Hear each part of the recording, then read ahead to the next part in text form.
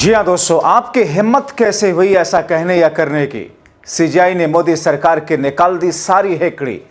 Court room में घुटनों पर आई सरकार।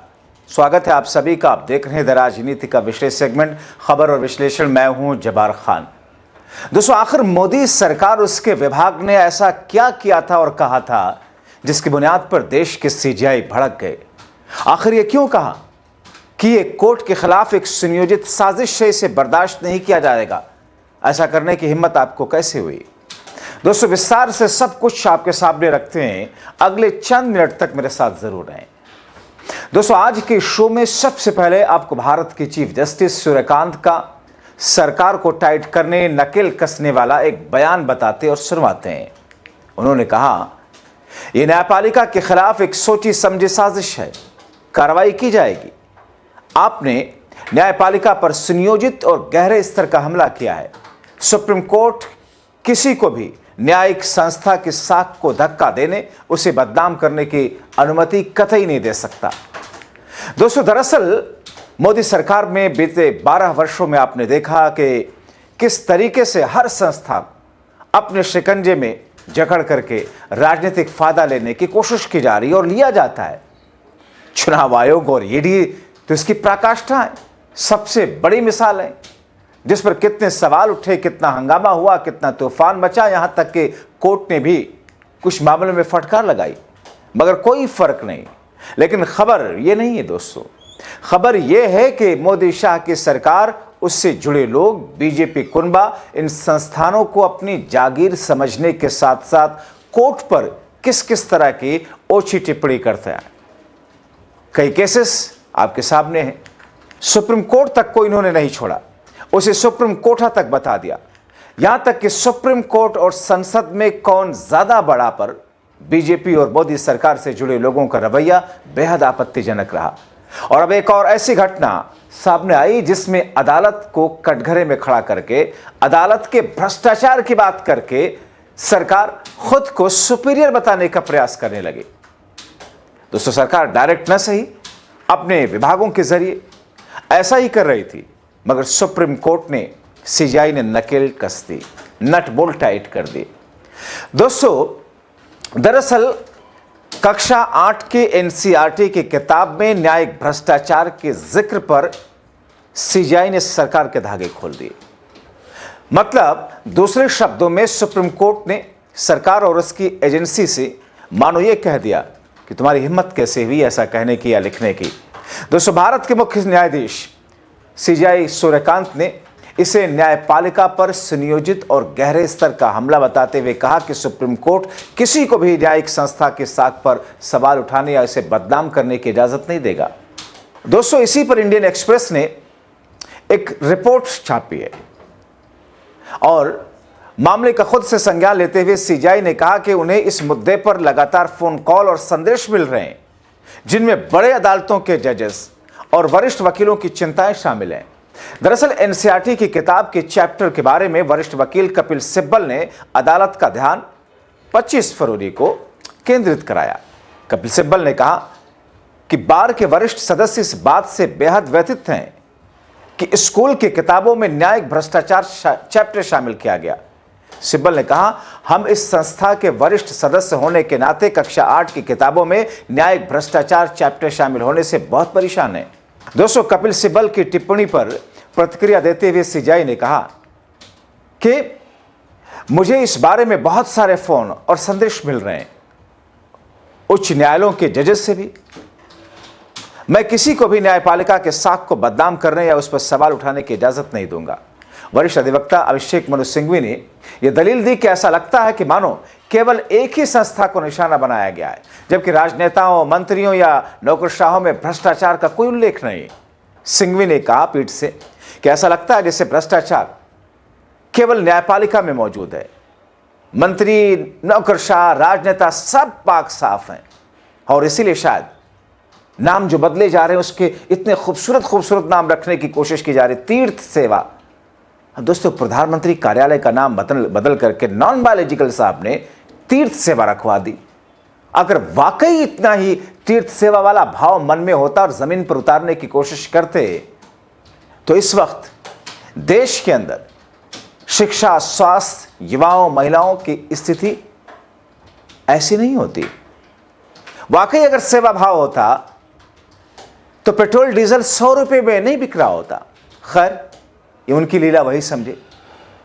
अब दोस्तों, अदालत में जिस तरीके की बातें रखी गई, कपिल सिब्बल, अभिषेक मनु सिंघवी जिस तरीके से कहा कि चयनात्मकता यानी कि सिलेक्टिव माय लॉर्ड, ये सिलेक्टिव अप्रोच है, यानी क्षेत्रों में भी है, लेकिन यहां केवल न्यायिक भ्रष्टाचार की बात की जा रही है सरकार के जरिए।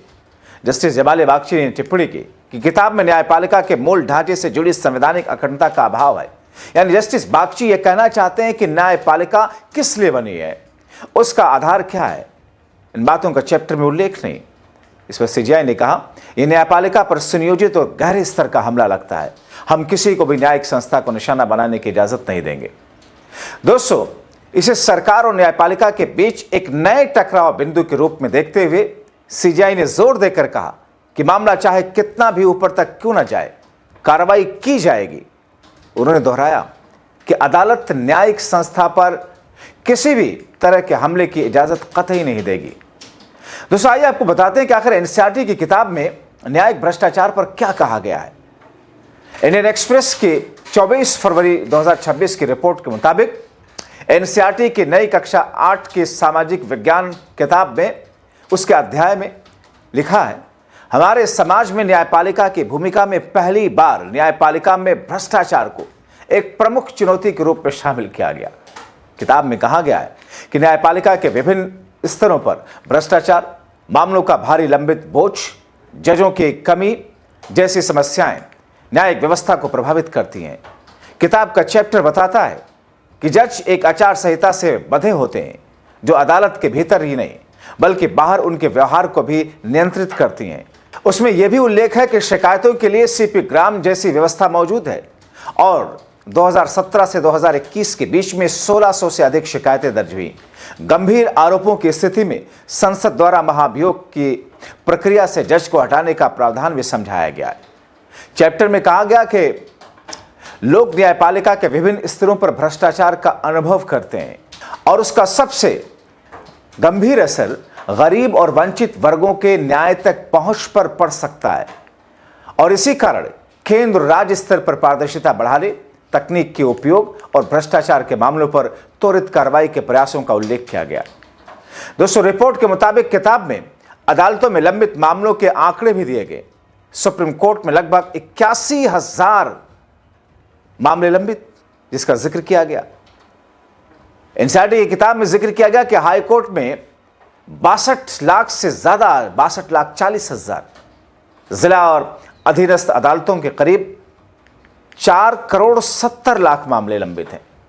पहले के संस्करणों में न्यायपालिका की संरचना और भूमिका पर जोर था, जबकि नए संस्करण में व्यवस्था की चुनौतियों को भी शामिल किया गया। दोस्तों, इस किताब में चैप्टर का मकसद छात्रों में नागरिक समझ विकसित करना बताया गया है। लेकिन दोस्तों, जिस तरीके से, अब सोचिए एनसीईआरटी की क्या है। एनसीईआरटी दरअसल सरकार के अधीन है, केंद्र सरकार के अधीन आती है। आप देख लीजिए उठा करके किस तौर पर एनसीईआरटी की किताबों में इतिहास के चैप्टर्स को बदले गए, किस तरीके से उसमें ऐसे चैप्टर्स को शामिल किया गया जो कि बहुतों को आपत्तिजनक लगते हैं। इतिहास के उन तथ्यों को, उन फैक्ट्स को हटा दिया गया और हटा करके दरअसल भारतीय जनता पार्टी राजनीतिक रोटी सेकने की कोशिश करती हुई दिखाई दी है। बीते दिनों काफी हंगामा हुआ, लेकिन दोस्तों, न्यायपालिका के साथ टकराव, चाहे वो वक्फ बोर्ड के वक्त में फैसले के बाद सुप्रीम कोर्ट को सुप्रीम कोठा कहने की बात रही हो, या फिर जिस अंदाज में, जिस तरीके से सुप्रीम कोर्ट को लेकर और संसद को लेकर के जिस तरीके से भारतीय जनता पार्टी के नेता मंत्रियों ने जो कुछ नहीं कहा, संसद को सुपीरियर बताने की कोशिश की, जिस तरीके से एक टकराव की स्थिति पैदा की है, और उसी कड़ी में राजनेताओं के भ्रष्टाचार को तो छोड़ दिया इन्होंने, मंत्रियों के भ्रष्टाचार को छोड़ दिया इन्होंने, लेकिन न्यायिक भ्रष्टाचार का जिक्र एनसीईआरटी की कक्षा 8 की उस किताब में जिक्र किया गया।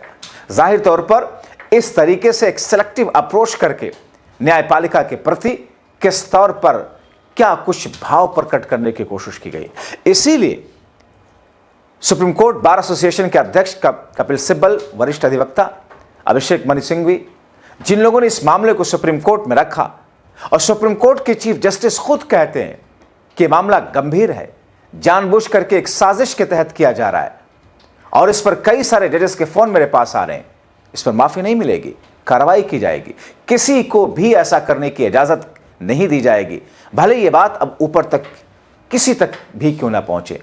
यानी कि दोस्तों, एक तरीके से सरकार को सीधे सीधे एक संदेश दे दिया कि ये सब स्थितियां जो उत्पन्न हो रही हैं, ये सब कुछ जो हो रहा है और न्यायपालिका को भी विपक्षी पार्टी की तरह से जो ट्रीट करने की कोशिश की जा रही है, ये चलेगा नहीं। तो दोस्तों, सोचिए समझिए कि आखिर चल क्या रहा है, हो क्या रहा है। जागरूक रहिए, अपनी राय लिखिए।